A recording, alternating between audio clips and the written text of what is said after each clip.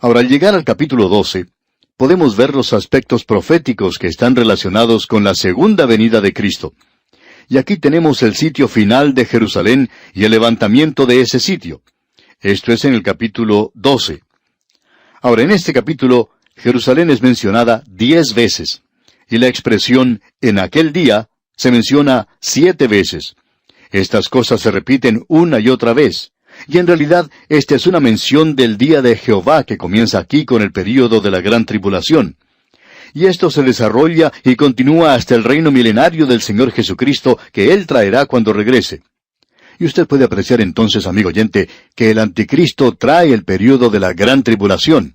El Señor Jesucristo trae el milenio. Y esta expresión, aquel día, que se menciona aquí 7 veces, será algo que vamos a poder notar al estudiar esta sección en particular. Ahora queremos que usted, junto con nosotros, por supuesto, observemos esta expresión de aquel día y Jerusalén, porque al entrar en este capítulo 12 tenemos que hacer eso. El primer versículo del capítulo 12 de Zacarías, entonces, dice, «Profecía de la palabra de Jehová acerca de Israel. Jehová, que extiende los cielos y funda la tierra, y forma el espíritu del hombre dentro de él, ha dicho...» Ahora debemos decir que este es un gran versículo.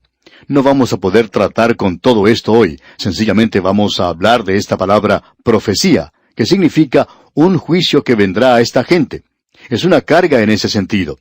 Y tiene que ver aquí con el sitio de Jerusalén. Esto precede a la batalla de Armagedón. Y luego tenemos la batalla de Armagedón misma. Luego uno descubre en esta sección el derramamiento del Espíritu sobre la familia de David y el remanente de Jerusalén, y sobre toda la casa de Israel. Ese es el cuadro que encontramos aquí. Ahora quisiéramos dedicar algo de tiempo a hablar en cuanto a este Día de Jehová, aunque ya hemos tratado esto bastante cuando estudiamos los profetas menores. Pero debemos decir que no hemos agotado el tema, de eso estamos seguros, y hay tanta confusión hoy. La confusión existía hace algunos años, y había algunos predicadores en algunas conferencias bíblicas que hablaban de este tema del Día de Jehová, y lo presentaban de una manera incierta, indefinida. Ahora, si el púlpito se encuentra en una situación confusa, donde no tiene una presentación clara de este tema, ¿qué podemos decir en cuanto a aquellos que están en las bancas? ¿Existe un entendimiento claro de lo que es el Día de Jehová? ¿Y qué es lo que piensa usted, por ejemplo, cuando usted escucha esa frase, el Día de Jehová? ¿Qué es lo que usted piensa? ¿Está claro en su propia mente esto? Si usted ha estado siguiendo con nosotros estos estudios bíblicos en este programa a través de la Biblia, ¿tiene usted una concepción definida de esto? ¿O es algo nebuloso e incierto? Una expresión o una frase que es algo así como una sombrilla que la puede colocar sobre muchas cosas. Puede significar casi cualquier cosa para usted. Algo así como la palabra gloria. A veces uno escucha a la gente que usa la palabra gloria. Bueno, ¿qué es lo que quiere decir con eso? Hay otras personas que, por ejemplo, dicen amén. ¿Qué es lo que quieren decir con eso? Es como ese predicador que estaba presidiendo una reunión de negocios y dijo, ahora llamemos al presidente para que comparta con nosotros su informe y que nos deje saber cuál es el status quo de la iglesia. Uno de los diáconos se puso en pie y dijo, señor predicador, yo creo que usted debería explicarnos qué es ese status quo. El predicador se levantó una vez más y dijo, bueno, esa es una expresión latina para indicar el lío en el que nos encontramos. Ahora, esta expresión puede tener un significado diferente para diferentes personas. Así es que debemos preguntarnos entonces, ¿qué es lo que significa el Día de Jehová? Es una expresión muy importante. Se menciona 18 veces en el libro de Zacarías solamente, y ya la hemos visto en los libros de los profetas mayores y los menores también. En el libro de Joel, por ejemplo, era el tema de este libro. Malaquías también la menciona, y la veremos en nuestro estudio cuando lleguemos a ese libro. Malaquías habla de la venida del grande y terrible Día de Jehová. En cierto sentido, es el tema del Antiguo Testamento y uno de los temas más importantes. Y nosotros queremos estudiarlo en detalle. Ahora, la palabra día. ¿Qué quiere decir por día? Debemos comprender claramente que Él no está hablando del día del Señor. El día de Jehová y el día del Señor son dos cosas diferentes. No es un día de 24 horas.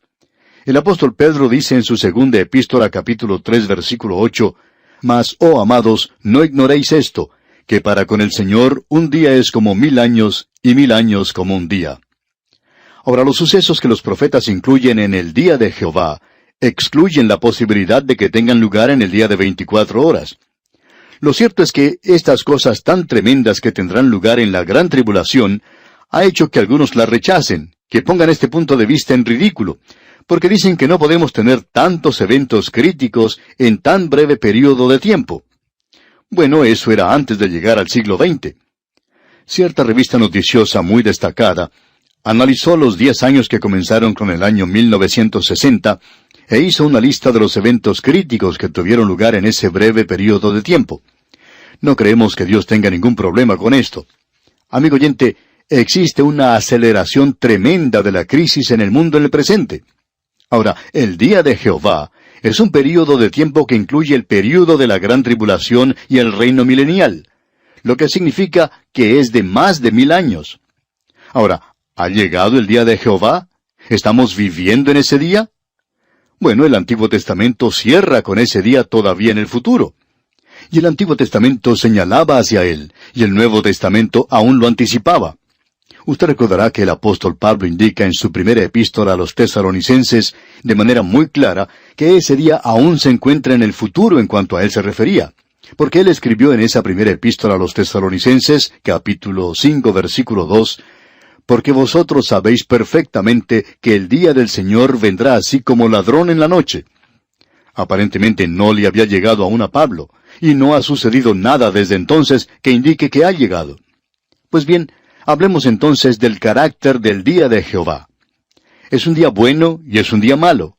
Es como lo que escucha a veces uno cuando viene alguien y le dice, «Tengo buenas noticias para usted y tengo malas noticias también». Es aquello de que se puede recibir buenas noticias y malas noticias en un mismo mensaje. Es como el piloto de un avión que le dijo a sus pasajeros en el aire, «Bienvenidos a bordo de este avión. Tenemos algunas noticias buenas que darles, pero también algunas malas». Primero, las malas noticias. Hemos perdido contacto con la Tierra. Nuestro radar se ha dañado y no tenemos contacto radial. No sabemos dónde estamos. Esas son las malas noticias. Las buenas noticias son que estamos ganando tiempo. Bien, amigo oyente, el día de Jehová es buenas noticias y malas noticias. Primero, las malas noticias. La gran tribulación.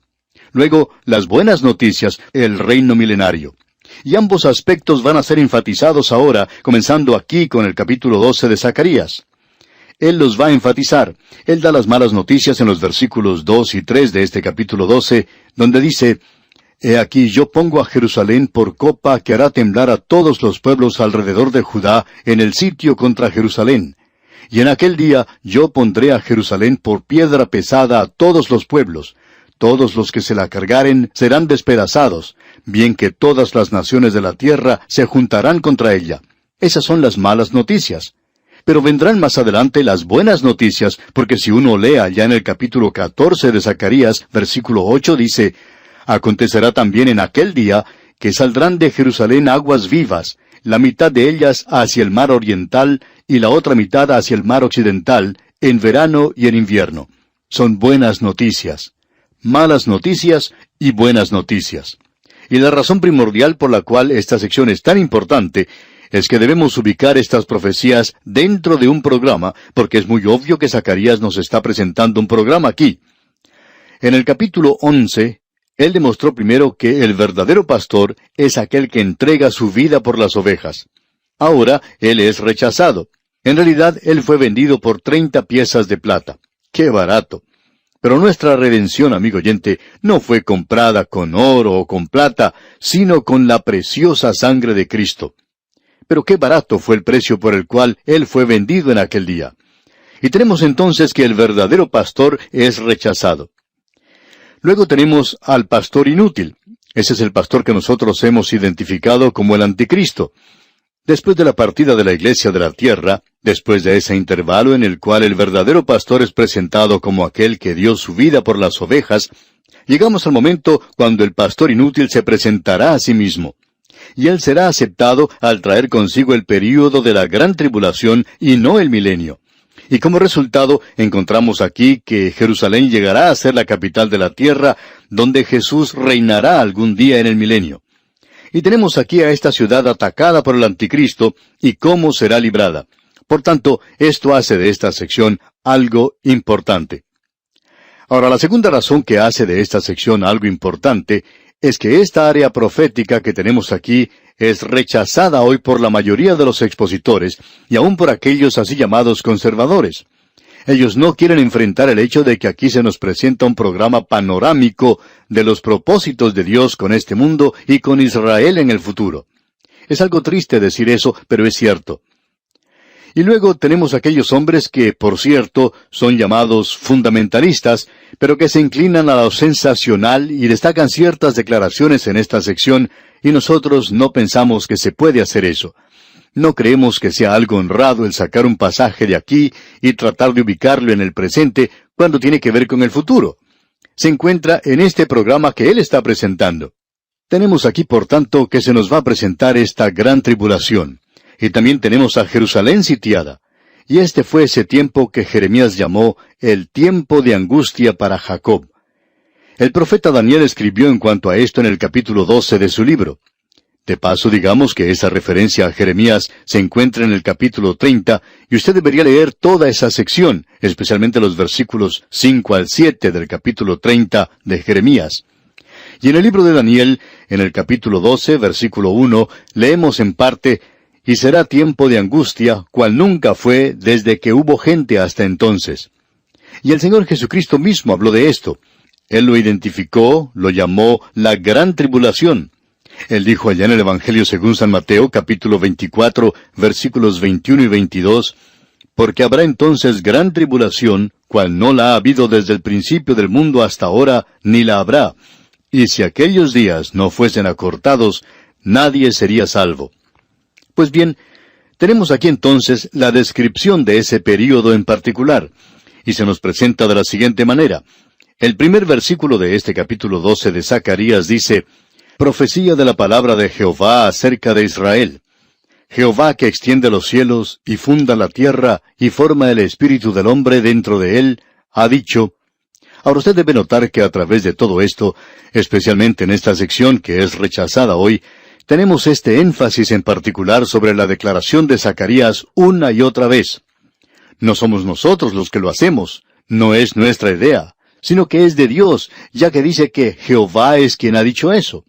Esto viene directamente de Dios. Y cuando usted, amigo oyente, rechaza esto, usted no es un crítico asalariado, sino que usted está demostrando sencillamente un conocimiento superficial, y puede ser capaz de hacer declaraciones intelectuales y decir: «Yo no creo en esto y no creo en aquello». Pero, amigo oyente, Zacarías dice que esto es palabra de Jehová. Ahora, o él tiene razón y dice verdaderamente lo que quiere decir, o está mintiendo. No hay ningún punto intermedio.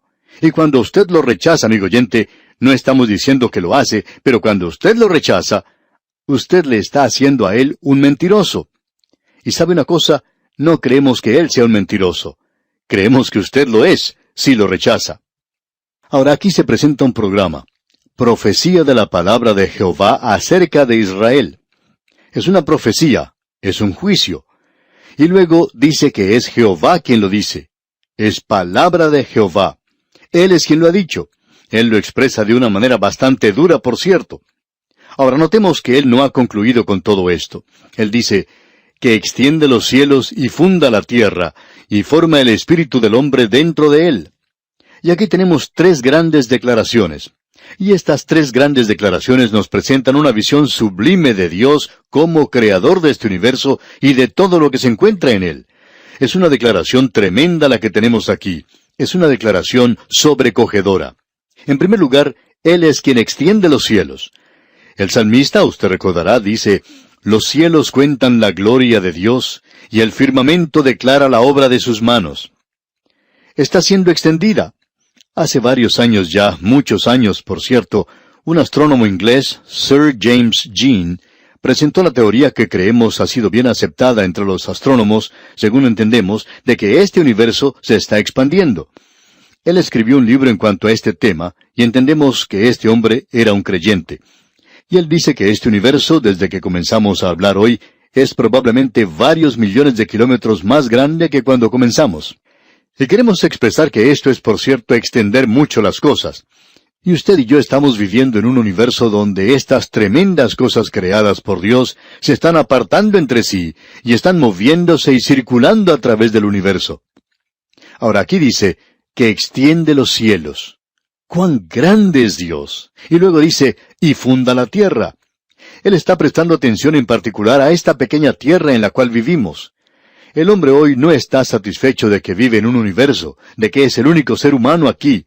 El hombre ha estado enviando cohetes teleguiados, no contra otra nación, sino fuera, hacia otros mundos. Y no estamos tratando de ver si tienen algo que decirnos, sino que estamos tratando de atisbar por sus ventanas a ver si están allí. Pero no hay nadie allí. Es Dios quien ha puesto el fundamento, los cimientos de esta tierra.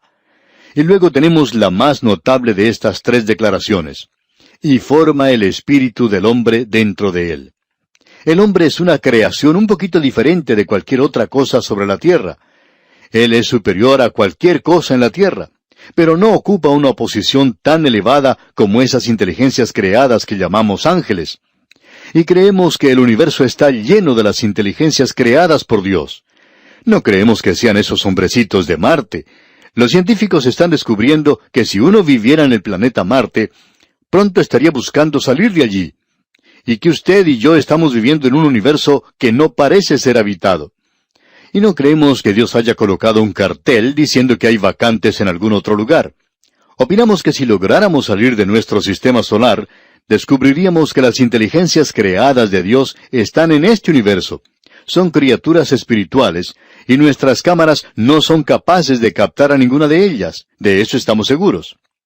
¿Qué cuadro más glorioso es este de Dios como el Creador? Y nos revela el hecho de que los hombres que hace muchos años eran llamados deístas, creían que había un creador.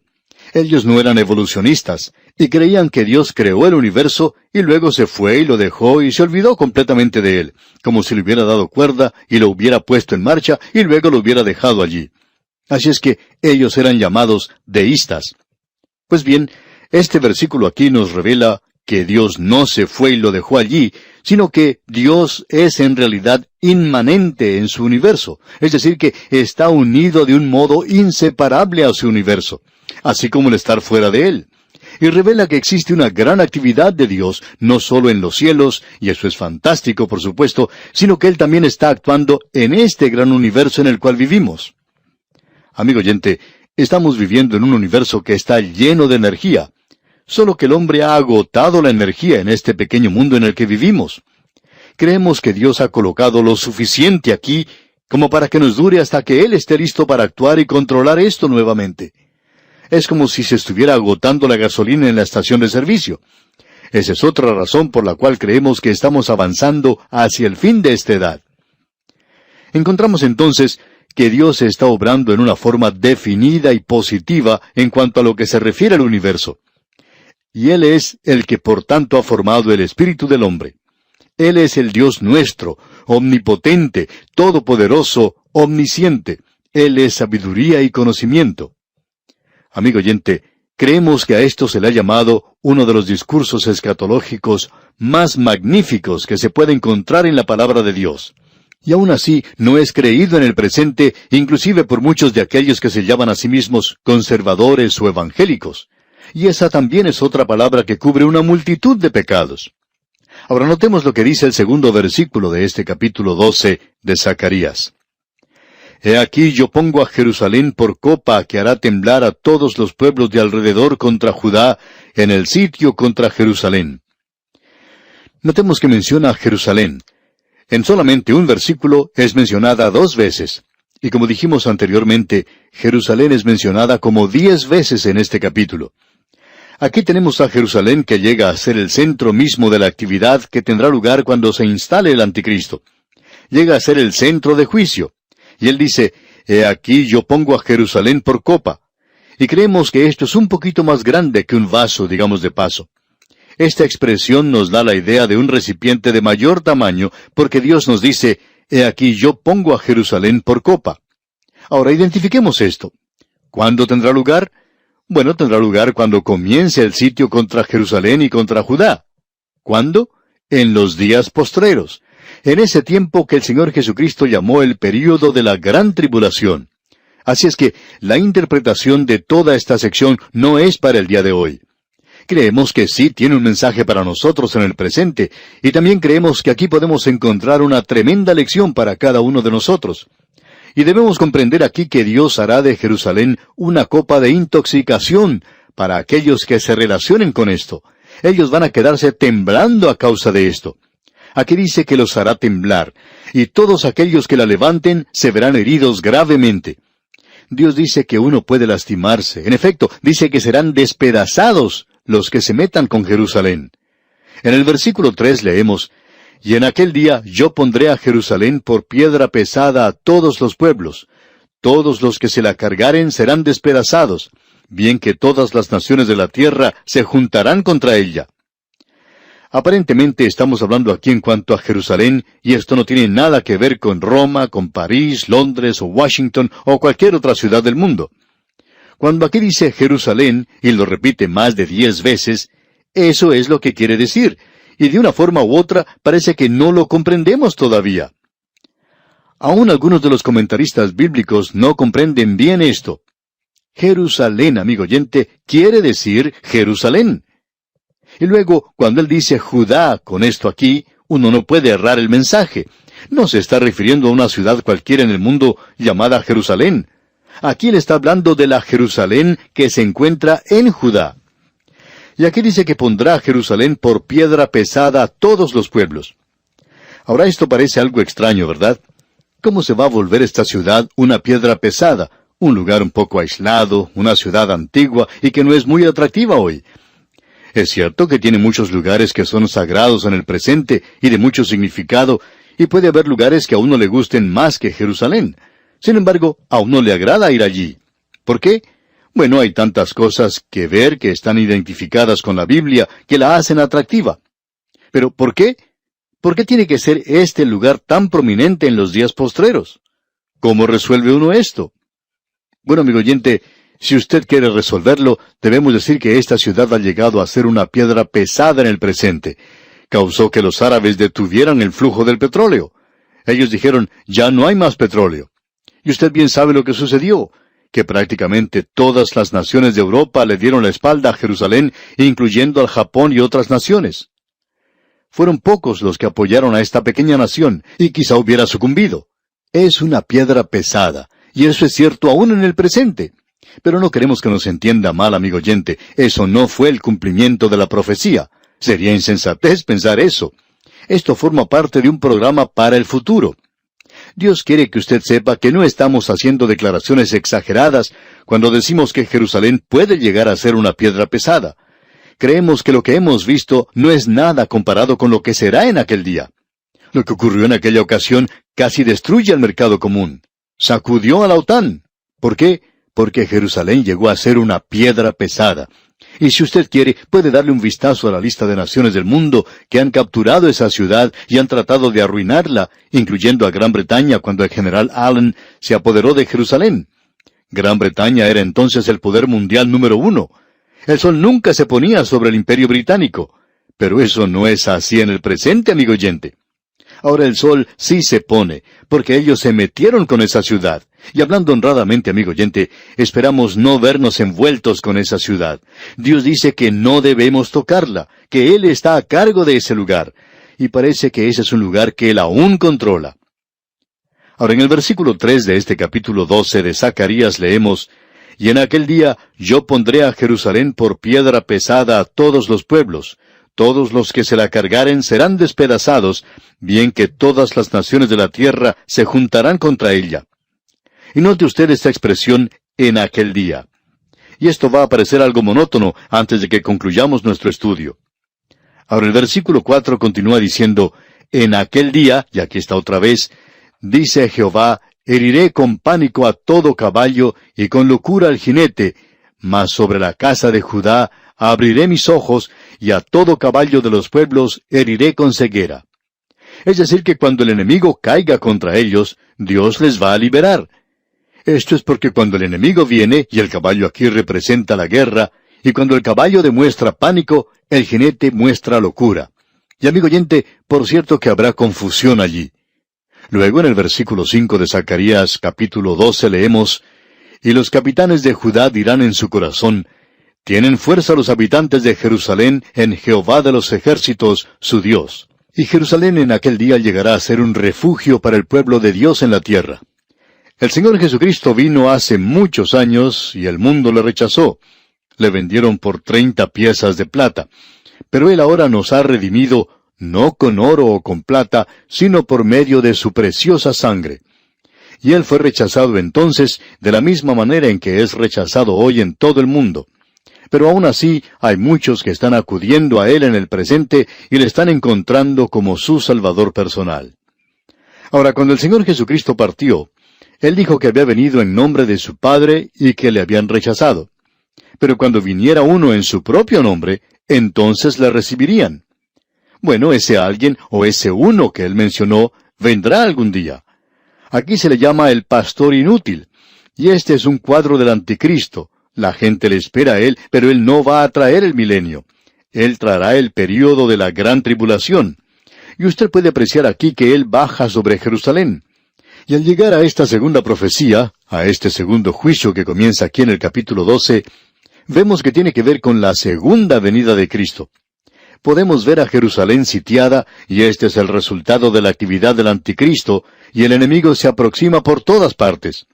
Vimos en nuestro programa anterior que Dios iba a intervenir a su favor, y vamos a continuar aquí con nuestro estudio en esta sección en particular, donde Dios ayudará a su pueblo en aquella ocasión.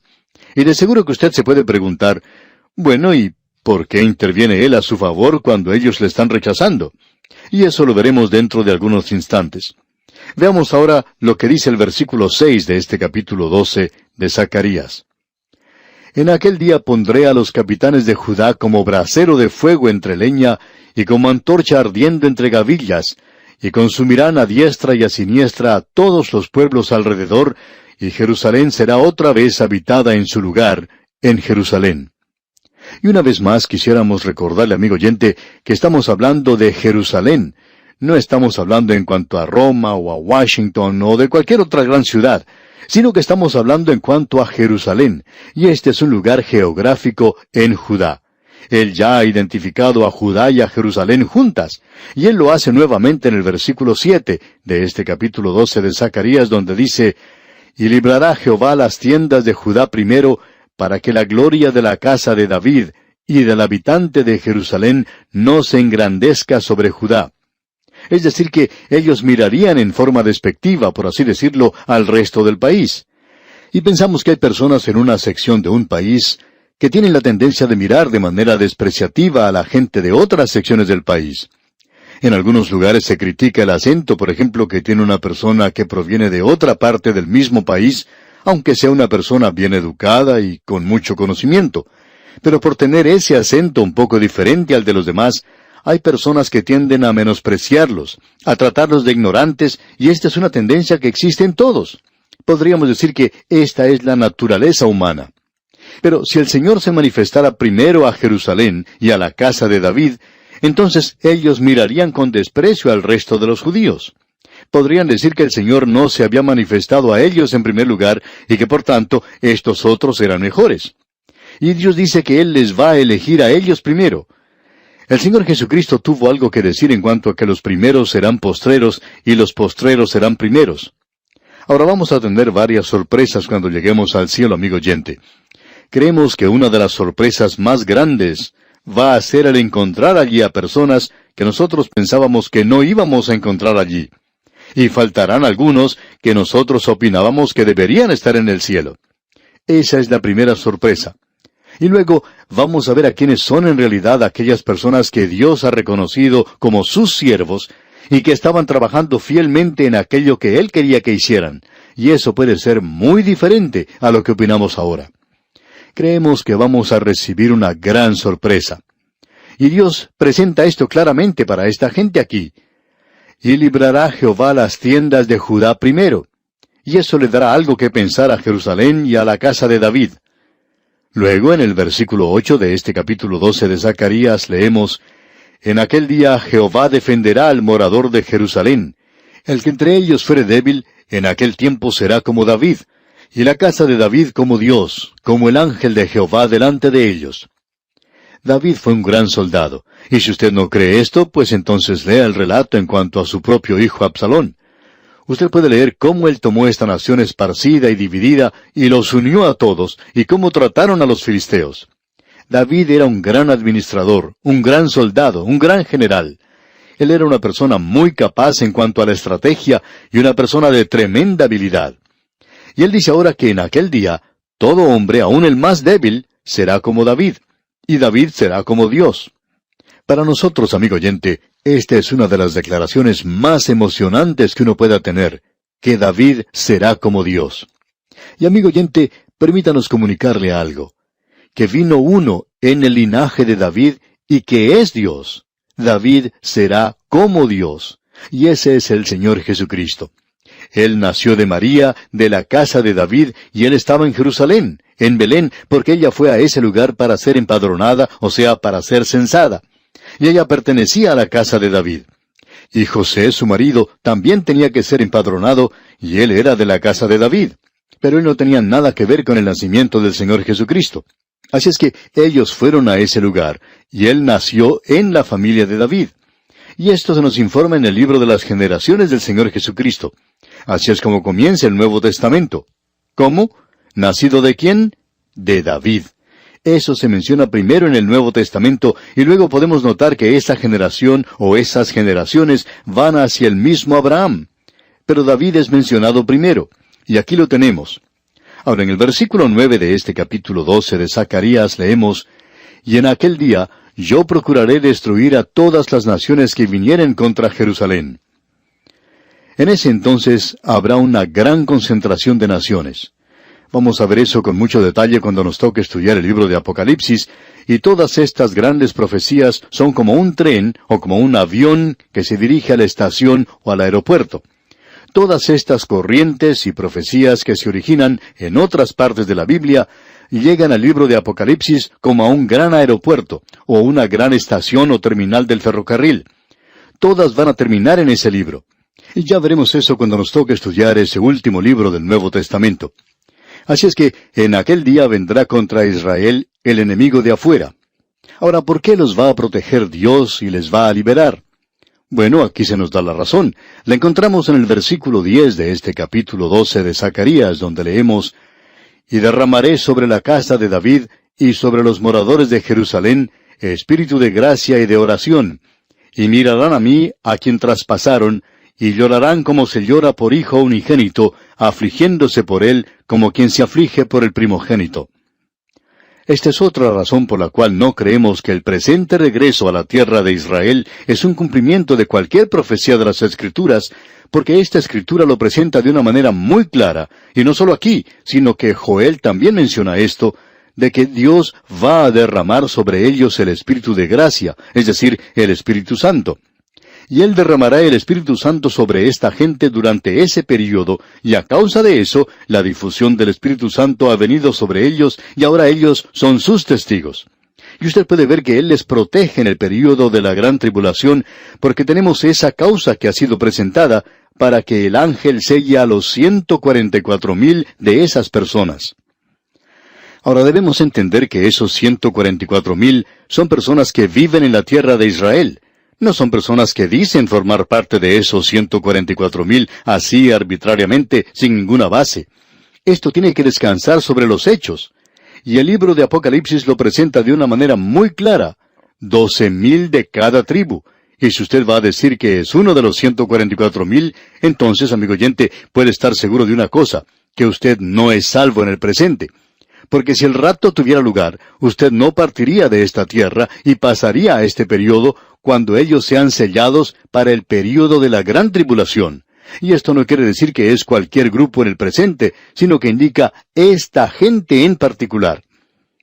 Y usted descubrirá otro grupo que fue sellado, y no sabemos la cantidad porque fue una cantidad tan grande que ni siquiera se nos ha dado. Y es una cantidad tan grande de gentiles que van a ser sellados durante ese período. y ellos van a pasar a través del período de la gran tribulación y se mantendrán firmes por Dios en ese período.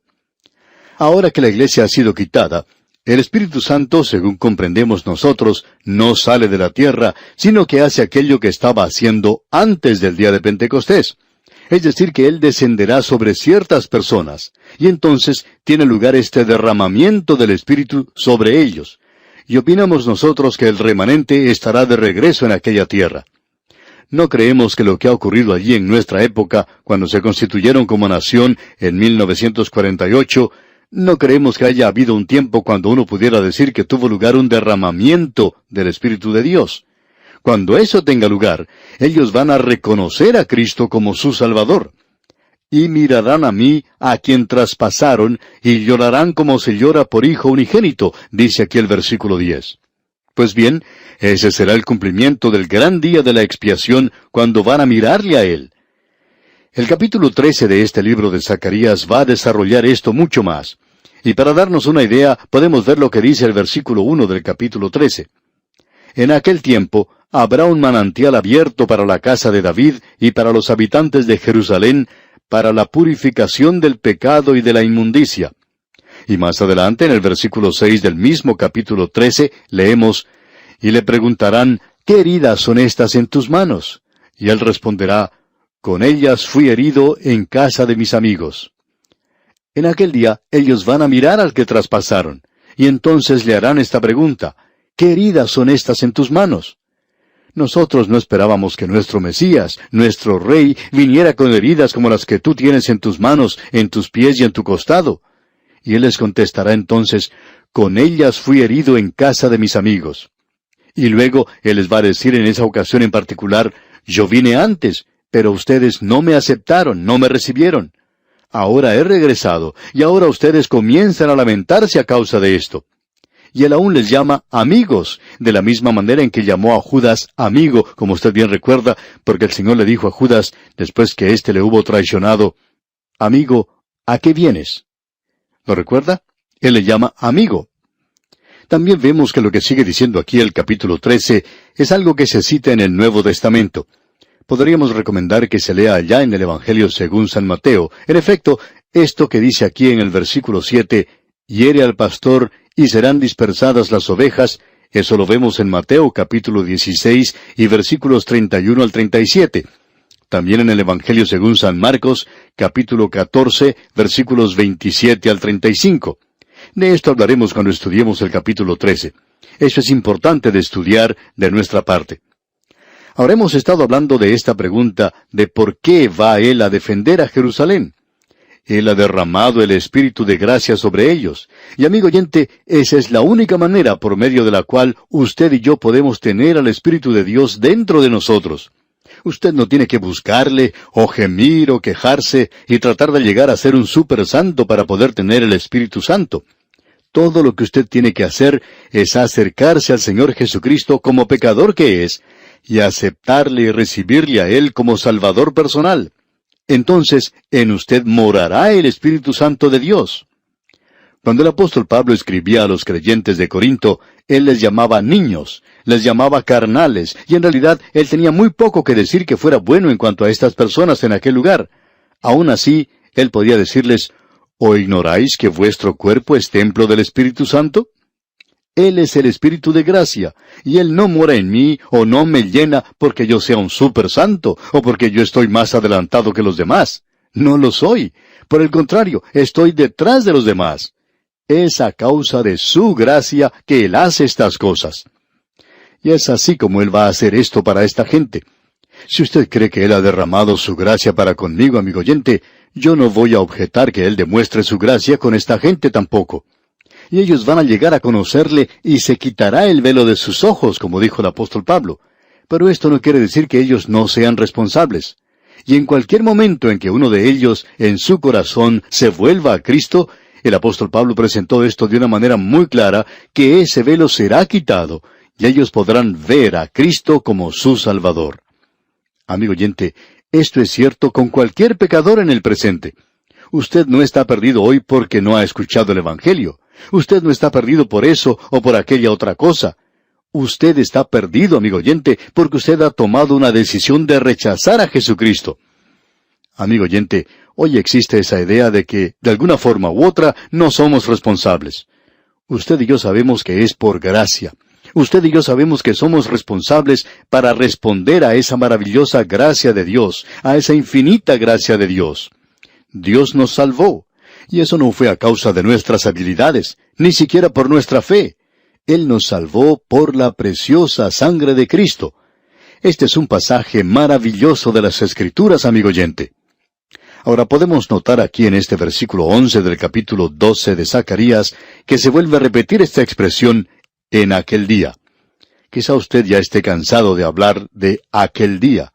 Bueno, aún no ha escuchado nada, amigo oyente, a través de todo lo que nos resta del libro de Zacarías. Hasta el último versículo, él va a continuar hablando de aquel día y aquel día. Y para esta hora ya deberíamos saber lo que significa esa expresión de aquel día. Es ese período de tiempo, como vimos hace un par de programas, cuando tratamos este tema tan importante, que se presenta aquí, el día de Jehová. ¿Qué es lo que quiere decir? El día de Jehová comienza cuando la iglesia deja esta tierra por medio del rapto, y entonces comienza el período de la gran tribulación. Y continuará a través del reino milenario, y durante el tiempo donde se dominará toda rebelión, y comenzará el reino eterno. Y ese reino continúa, un reino de 1000 años, con la excepción de que no es un tiempo de prueba, y todo queda establecido para la eternidad. Así es que esta es una sección maravillosa de la palabra de Dios. Y aquí en el versículo 11 leemos, en aquel día habrá gran llanto en Jerusalén. Y ese es el verdadero día de la expiación. Ese es el único día en que ellos debían o podían llorar. Dios les dijo en aquel día que ese es el día cuando se hizo expiación por sus pecados. En aquel día habrá gran llanto en Jerusalén. Amigo oyente, permítanos detenernos aquí para decir algo que es de suma importancia. En el día de hoy hay muchos de estos llamados predicadores del Evangelio que dicen, venga Cristo, Él le va a hacer de nuevo, y usted va a tener una nueva personalidad, usted va a poder lograr su objetivo. Y se le ofrece a uno toda clase de atractivos. Amigo oyente, ¿qué es lo que usted piensa en realidad en cuanto a sus pecados? ¿Se ha lamentado alguna vez por ellos? ¿Ha sentido usted que se le rompe el corazón cuando usted ha cometido algún pecado? Amigo oyente, debemos confesarle algo. Cuando yo miro hacia atrás, hacia algunas de las cosas que yo he cometido en el pasado, eso realmente quebranta mi corazón. Es por eso que mi Salvador murió. Y eso debería existir en la vida cristiana. Y es algo que hace mucha falta hoy, algo que ocurría mucho en el pasado. Uno antes podía ver esas reuniones cuando hombres y mujeres pasaban al frente al altar llorando y aceptaban a Cristo. Pero se ve muy poco de eso en el presente. Algunos pasan al frente con sonrisas, pensando que van a recibir una nueva personalidad. Y amigo oyente, usted es un pecador empedernido, inmundo ante los ojos de Dios, y aún las cosas buenas que usted piensa que hace son malas para Él.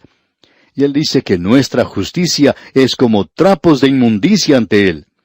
Ahora, si mi justicia es un trapo de inmundicia, entonces debiéramos ver lo que es ese trapo de inmundicia en realidad. Amigo oyente, si usted y yo pudiéramos contemplarnos de la misma manera en que Dios nos ve, no podríamos tolerarnos a nosotros mismos. Nos libraríamos enseguida de ese engreimiento y esa autoconfianza que tenemos.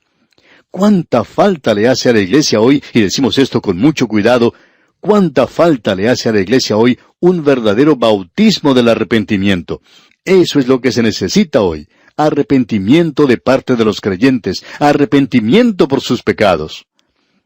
Y en este versículo 11 del capítulo 12 de Zacarías leemos, en aquel día habrá gran llanto en Jerusalén, como el llanto de Adadrimón en el valle de Megido.